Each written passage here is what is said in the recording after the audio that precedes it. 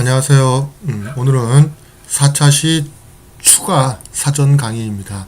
지난 3차시 수업 시간에 했던 서론 전략에 대한 피드백입니다.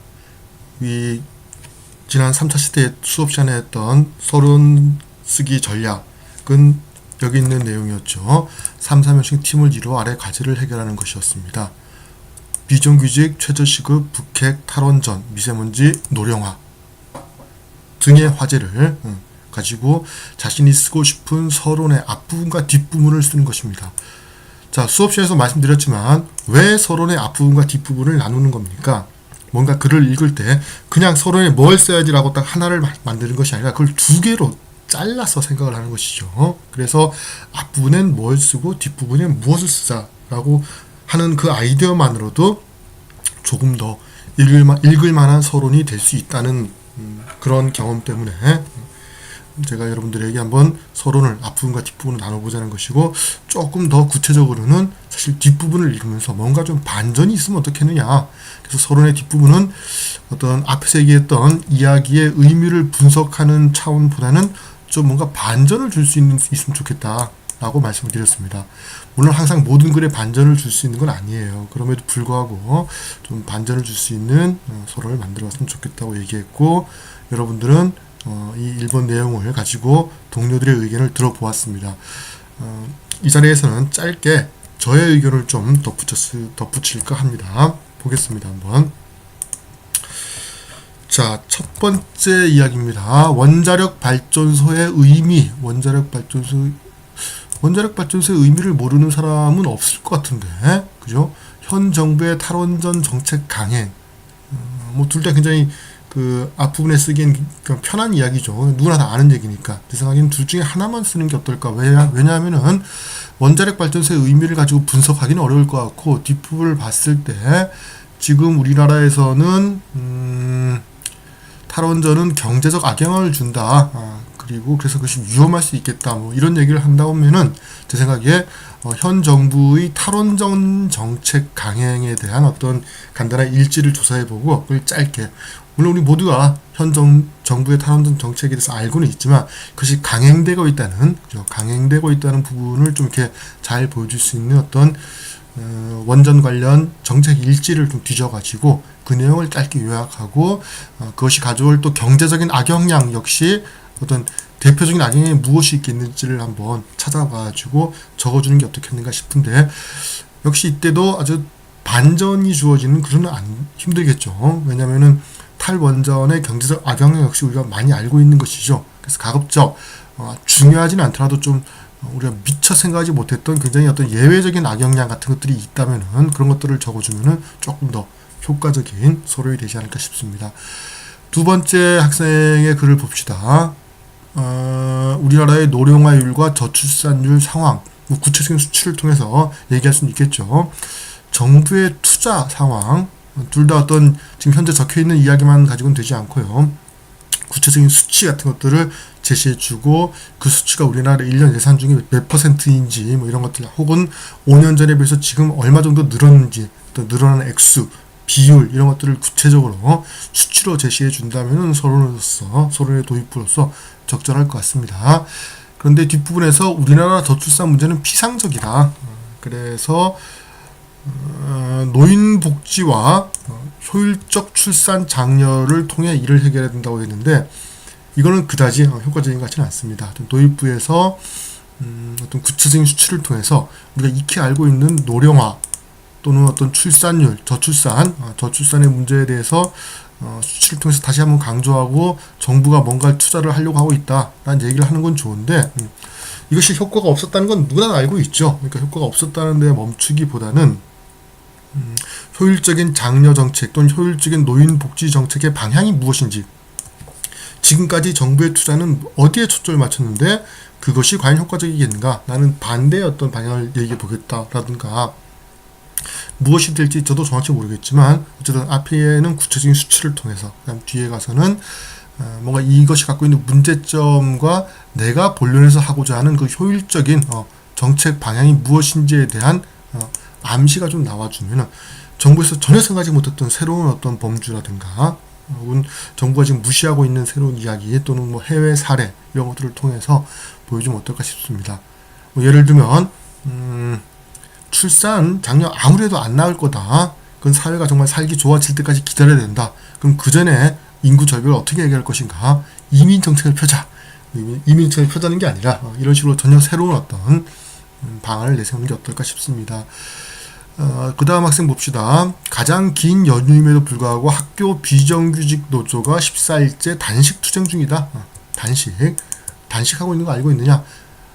이렇게 그 학교 비정규직 노조에 대한 것들이 인터넷상에 신문지상에 초기에는 여러 차례 올라왔었지만 정말 14일째 단식 투쟁을 했었다 이런 얘기들은 막상 올라오지 않았다 뭐 이런 식으로 오히려 얘기해 주는 게 더 좋지 않을까 싶어요. 누구나 알고 있지만 현재 지금 상당히 오랜 기간 단식을 하면서 투쟁 중이다는 얘기를 좀 강조했으면 어떨까 싶고요. 여성 비정규직 근로자들이다. 제 생각에 앞부분에 오히려 학교 비정규직 노조가 어떤 어떤 투쟁을 하고 있고 지속적으로 요구를 하고 있고 또 한쪽에서는 이런 것들에 대한 어떤 반박하는 목소리들이 있다.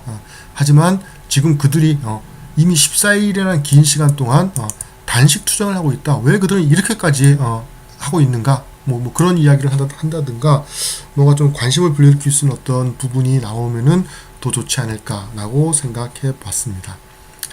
다음 학생의 글을 봅시다. 임금을 받지 못하는 알바생들이 있다. 그런데 여기에는 임금을 주지 못하는 고용주들이 있다. 뭐 이런 얘기죠. 어떻게 보면 굉장히 단순한 이야기입니다. 현재 요거보다는 좀 더 구체적으로 돼야 되고요. 임금을 받지 못하는 뭐 알바생이 어떠한 방식으로 이렇게 소송을 걸어서 하는 것들이 늘고 있다라든가, 그죠? 뭐 소송을 걸어서 돈을 받았다라든가, 뭔가 이야기가 좀 이렇게 구체적인 사례를 주고요. 그런데 한편 그들에게 돈을 주기 위한 고용주들이 파산하고 있는 파산율이 얼마인지 아느냐? 방금 생각이 났는데 예를 들어서 임금을 받지 못하는 알바생 비율이 몇 %인지를 먼저 한번 뒤져보고, 그죠? 그 비율이 뭐 전체 알바생의 뭐 3%였다. 그런데 실제로 임금을 주지 못하는 상황에 놓인 고용주들은 뭐 이렇게 전체의 13%였다. 뭐 이런 식으로 어떤 막상 알바생들에 비해서 고용주들의 상황이 그렇게 녹록하지 않다는 것을 보일 수 있는 구체적인 수치 같은 것들이 있으면 어떨까 싶습니다. 그 다음 최저임금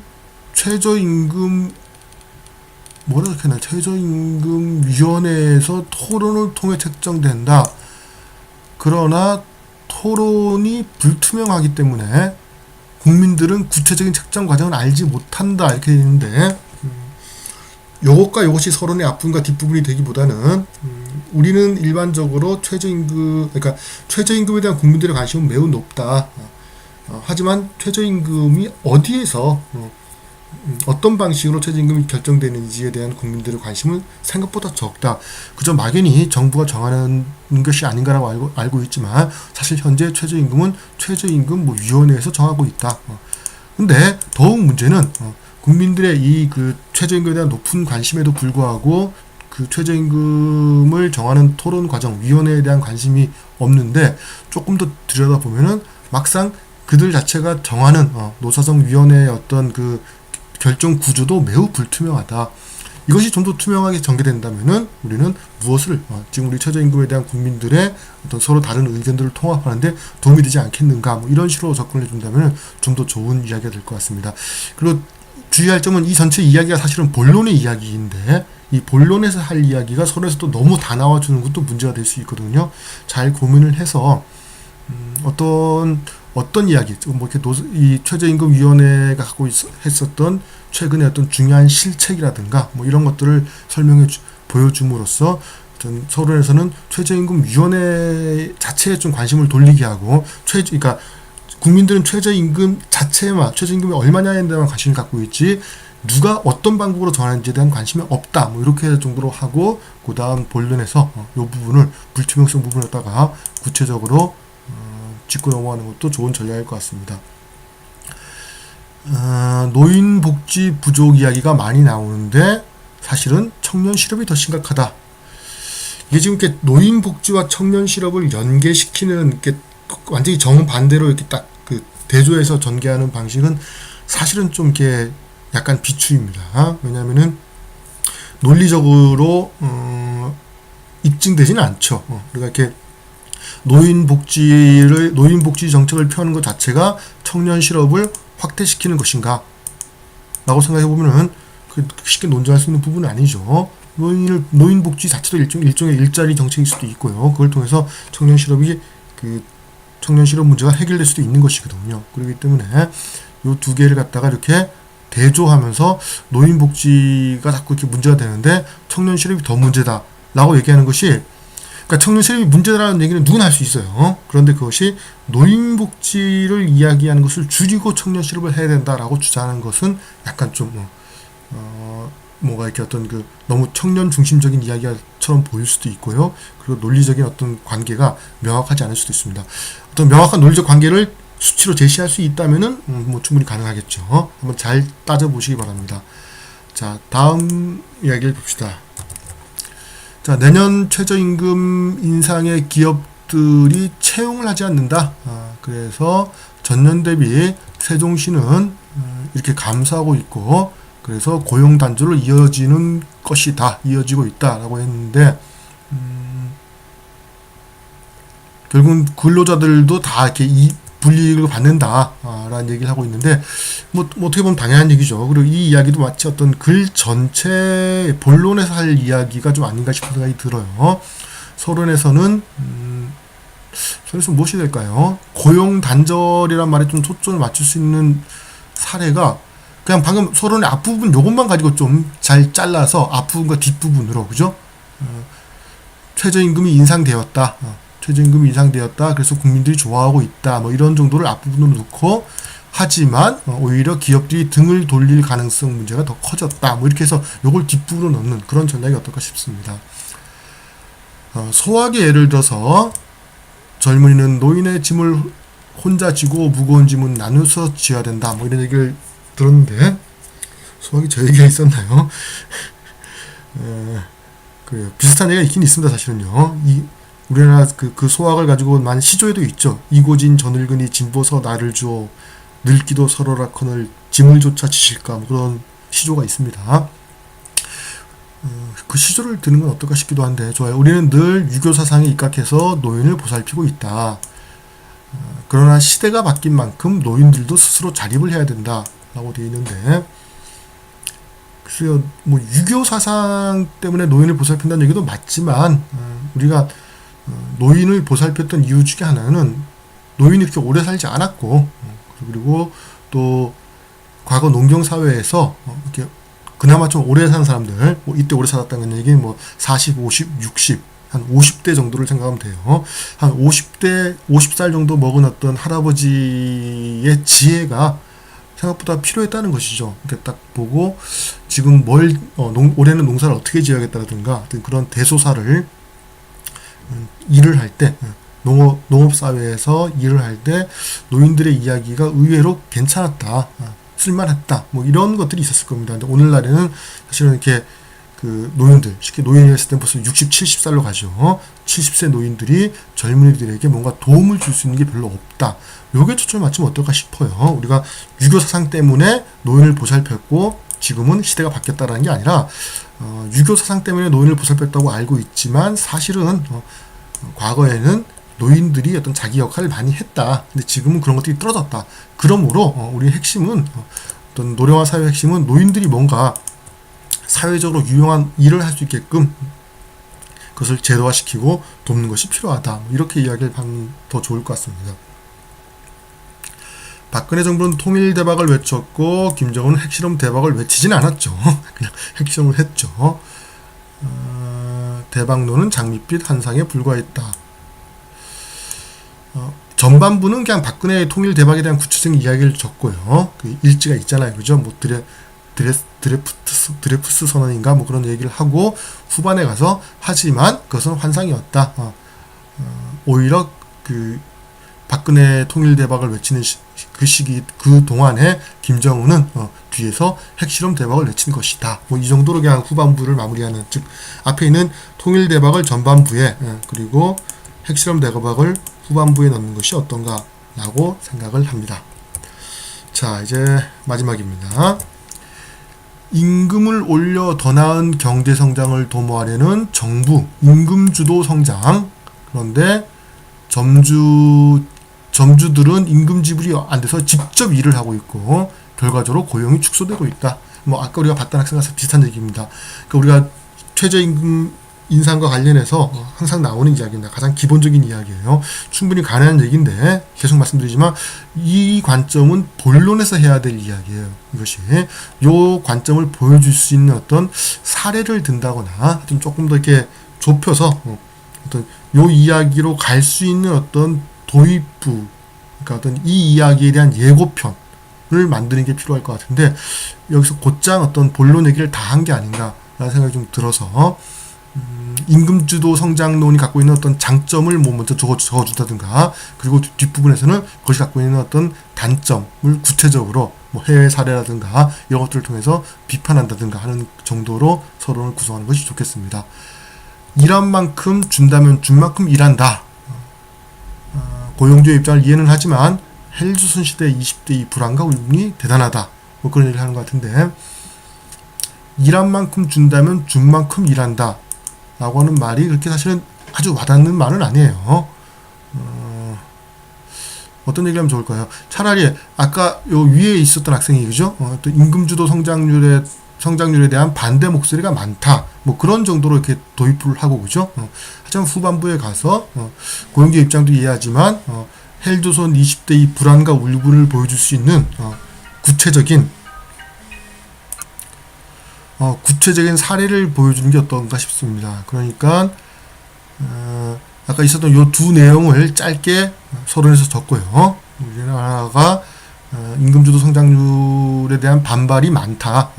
그러니까 최저시급 인상에 대한 반발이 많은데 이해는 하지만 라고 하면서 그 다음에 헬조선 20대의 불안과 울분을 보여줄 수 있는 어떤 구체적인 사례를 하나 제시하는 정도로 해주고 일한 만큼 준다면 준 만큼 일한다는 서론에서 오히려 안 쓰는 건 어떤가 싶은 생각도 들고요. 쓴다면 서론의 뒷부분의 마지막에 이런 어떤 울분도 있다라는 정도로 얘기해주면 좋을 것 같습니다. 자, 문재인 대통령이 비정규직 제로화 정책을 공언했다. 이것은 현실을 도외시하는 것이고 정규직은 과연 무조건 선인가 비정규직은 악인가 라는 이야기를 하고 있죠. 그러니까 서론에서는 비정규직 제로화와 이에 대한 어떤 국민들의 어떤 찬성, 국민들의 그 많은 사람들의 어떤 뭐 이렇게 지지 이런 얘기를 하면 어떨까 싶어요. 그런데 왜냐하면 이렇게 선이란 말 자체가 선악이라는 것은 얼마나 많은 사람들이 그것을 지지하느냐, 지지하지 않느냐 그런 이야기거든요. 그래서 선과 악이란 이 이분법은 굉장히 위험할 수 있다. 왜냐하면 뭐 때문이다까지 사실 좀 나와줘야 될 것 같아요. 정규직과 비정규직의 구분 그리고 비정규직을 없애는 것이 무조건 선한 정책이 되겠는가 라는 이야기를 어떻게 할 수 있을까요? 물론 결국은 이 부분 이제 본론에서 할 수밖에 없는 부분이에요, 그죠? 근데 요 서론에서 비정규직 제로화라는 것이 반드시 선은 아니다라는 것을 보여줄 수 있는 어떤 적절한 사례를 만들 수 있어야 될 것 같습니다. 자, 시간이 생각보다 많이 지나갔네요. 뭐 이렇게 제가 말했던 것은 하나의 제한 사항이고 여러분들이 조금 더 고민해보고 더 적절한 더 좋은 서론 방식이 있으면은 그 방식을 따라주는 것도 좋을 것 같습니다. 네, 여러분들 지금까지 수고 많았습니다. 수업 시간에 뵙겠습니다.